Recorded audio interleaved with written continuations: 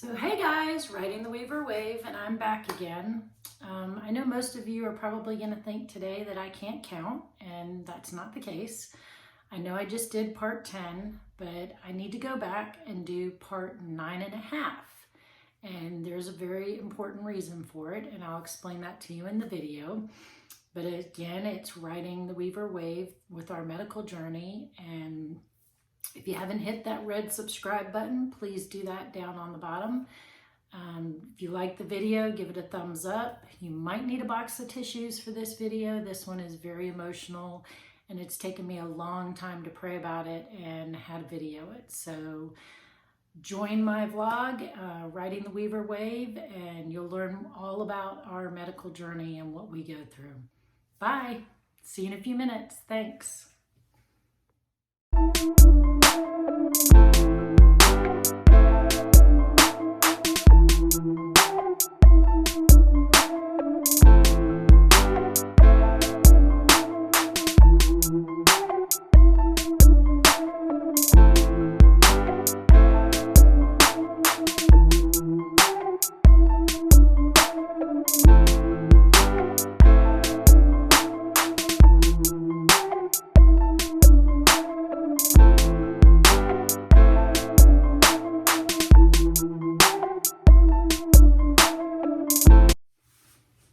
So hey guys, it's me. I'm back Riding the Weaver Wave, and yes, like I told you in my intro, I can count. I know I did part 10, but we're going to go back and I'm going to do what's called part 9.5. There's a very important reason why I skipped this one. It's because it's the most emotional time of our lives, and just grab you some tissues because you might need them. As we all know, Kaitlyn's got all these diagnoses. If you haven't watched all my videos, please catch up and do that. You can hit that red subscribe button, and it'll give you, also if you do that little bell notification, it'll notify you when I post a new video. But Kaitlyn's got the juvenile arthritis, the von Willebrands, factor V Leiden deficiency, the POTS, the dysautonomia, gastroparesis. You know, she's got it all. I mean, she's just got a bucket full of medical problems. And in the last couple of weeks, she's been having a lot of issues with her GI tract. And we got with our GI doctor, and it's October. We're about to celebrate Halloween. And he went ahead and scheduled an endoscopy and colonoscopy. Kaitlyn doesn't get to do a whole lot of holidays. She doesn't get to have a lot of fun, but she makes the best out of life that she can. But unfortunately, we had to do it on Halloween. So yes, we're stuck in the hospital. You know how the drill goes with Kaitlyn. She's got to have factors, she's got to have IV fluids. She's even got to have IV antibiotics, and she's got to have blood drawn just for an endoscopy and a colonoscopy. So here's a picture of Kaitlyn before we went into the procedure. And as you can tell, beautiful, looks great, but she's having a lot of stomach issues. So let's fast forward to, we did the endoscopy and colonoscopy. She came out of it fine. She didn't seem to have any issues. Then her whole world fell apart. Within 4 hours of Kaitlyn coming out of anesthesia and waking up, and again, like I said, you might need some tissues for this, Kaitlyn's whole body started crashing. She was having severe inflammation. They took biopsies and they gave her factor, so she shouldn't have been bleeding. She was bleeding internally. And like I said, this was supposed to be a really simple procedure, and we should have gone home within 24 hours. We're on November 1st, and our whole world fell apart, or at least that's what we thought at the time. Thank God he brought us through it. But I'm going to tell you a story of how quickly our kids with chronic medical issues can get sick and deteriorate. And I know if it wasn't for the grace of God and people praying, and I'll tell you that in a few minutes, I don't think Kaitlyn would be here today. Kaitlyn developed a severe infection. She developed internal bleeding, and she was getting really sick really fast, and nobody knew why. Her SED rate was through the roof. Kaitlyn never has a high SED rate in the whole 7 years she's been diagnosed. Her CRP was through the roof. It was 7. Her SED rate was 119, and her ferritin was over 1,000. Kaitlyn doesn't do that. That's not typical for Kaitlyn. Kaitlyn's one of those that typically has normal labs and looks like garbage. The doctors were trying to figure out what was going on. They started doing labs and scans and, you know, the whole 9 yards.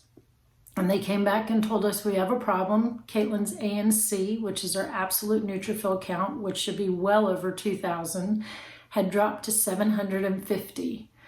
That's pretty dangerous. That's not worrisome dangerous yet, but that's pretty dangerous, especially because it happened so quickly. Her white blood count went from 4.9 to 2.4. Her hemoglobin, which is supposed to be anywhere from 35 to 40, was at 33. Not her hemoglobin, her hematocrit. Her hemoglobin should have been 12 or 13. It was at 11. So something was happening. Something was happening very quickly, and none of the doctors knew, and everybody was scrambling, trying to figure out what was going on. I have pictures throughout this video, just a few to show you of Kaitlyn in the hospital, but to be honest, we didn't take a whole lot of pictures because we spent a lot of time praying and crying and wondering what was going on with our baby girl. How can you go into the hospital having some stomach issues to this in just a matter of days? It's on day 5. Kaitlyn still can't hold down anything, not even a sip of water. She can't sit up. Her POTS is flaring. Her blood pressure is either dropping or raising. Her heart rate, everything's out of control. She has a rash all over her body. It doesn't itch, but it is covering her entire body. They found fluid in her abdomen. They don't know where that's coming from. Just so many things happening so quickly. We're on day 7, and they told us that if we can't get some nutrition into her, they're going to have to put in an NG tube. Y'all know kids with dysautonomia and POTS don't do well with NG tubes because it goes down your throat and it aggravates that nerve. And I can't ever think of the name of it, but it's something like vagus nerve or something. And of course, that's what happened with Kaitlyn. She barely lasted 24 hours with the NG tube, vomited the whole time she had it, barely got any feeds, and ended up losing it 24 hours later. So once again, we're not getting any nutrition into her. Kaitlyn's ANC now crashed. The doctors came in, and you know when doctors come in and they have that look on their face, and there's more than one doctor with the same look, you know something's bad. And they said, we don't know how to tell you this, but Kaitlyn's ANC has dropped to 70 and her white count is at 1. And she has a matter of hours before we're going to end up putting her in the PICU and start with blood transfusions and anything that we can think of, because we feel like we're losing her. She's not responding to things. She's very lethargic. She doesn't open her eyes a whole lot. And I got scared. For the first time in a long time, we all got really scared. And I called all my friends and all my family members and all my church members, and I asked for prayer. Well, let me tell you, in the next 2 hours, I had a group of deacons, church pastors, family and friends surrounding Kaitlyn's bed. And it wasn't a very big room that we were in, but they were all in that room. And they started praying, and they held Kaitlyn's hand, and they held my hand. And everyone prayed for over an hour. And then, of course, the doctor said everyone needed to leave. I'll never forget the song that Kaitlyn would play on her iPhone all the time when she had to have blood draws. And she had so many blood draws, they couldn't use her access through her central line. And she would always play this song. And it warmed my heart listening to the song. And it was a Christian song, Peace in Christ.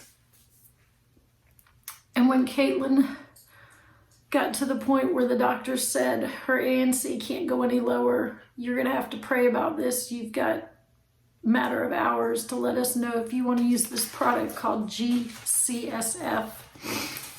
I don't really know what it stands for. I don't really know what it is, other than it's supposed to cause production of bone marrow.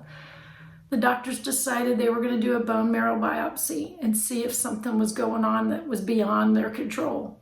And the bone marrow biopsy, of course, came back inconclusive and told them exactly what they knew. She wasn't producing bone marrow. Her red blood cells, white, just everything. Nothing was working. And within hours of everyone being in her room and praying over her, we made the decision to do the GCSF. And I can't tell you, within 30 minutes of getting this infusion, Kaitlyn's pain was unbelievable. The screaming that she did from the reaction, head pain, joint pain, leg pain, back pain, was unbearable to watch. But God was moving through her body like I've never seen him do before. And her ANC was slowly starting to rise, and her white count was slowly starting to rise. And wherever the bleeding was, slowly stopped. And the power of prayer is so strong in our family. And Kaitlyn was slowly starting to get better. It was going to be a long road. We were in the hospital for a month. She ended up having to have 2 of those GCSF infusions to bring back her bone marrow to produce properly and to do what it needed to do. She didn't need an NG tube anymore. We were able to start slowly eating. She lost over 23 pounds the whole month we were there. She was so lethargic and so pale. But God didn't take my baby girl. He didn't take our baby girl. He left her here to continue her fight and to continue her testimony and to share it with others. It was so close for her dying, and God saved her, because there's no answer. Even the doctors were like, we cannot explain what happened to your daughter.